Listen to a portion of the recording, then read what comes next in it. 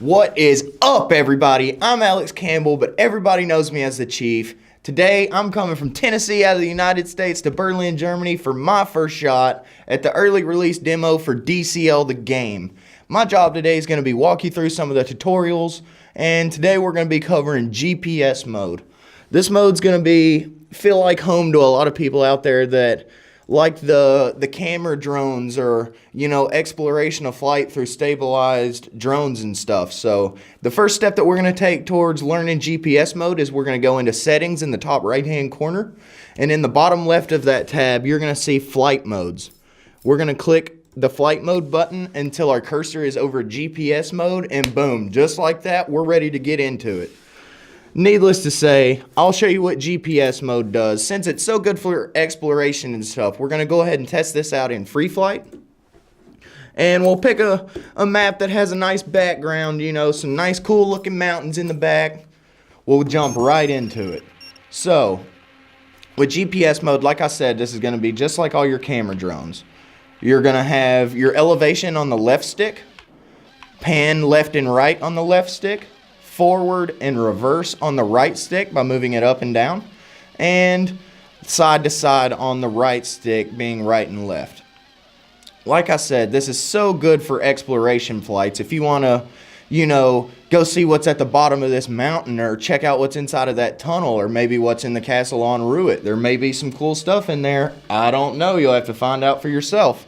But one good thing about GPS mode is it helps a lot by learning the layout of the tracks and maybe the environment around the tracks that you wouldn't see until you got right up on it. Say there's a tree real close to the race line or stuff, and you'd never know it until you got in GPS mode and took a look at the track.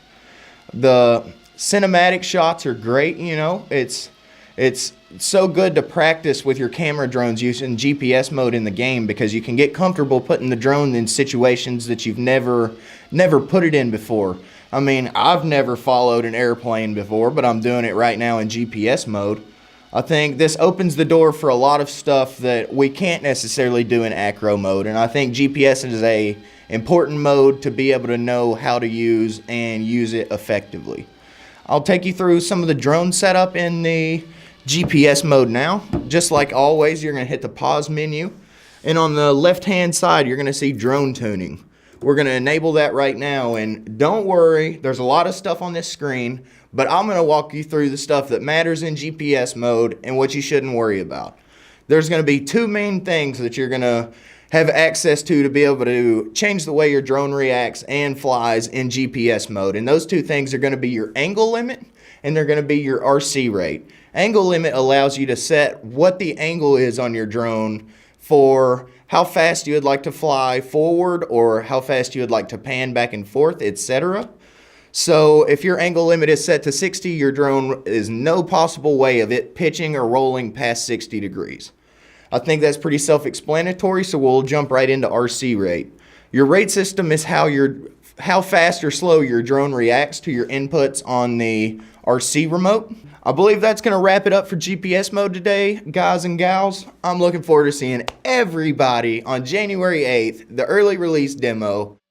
Can't wait to see everybody there. We'll race you in multiplayer.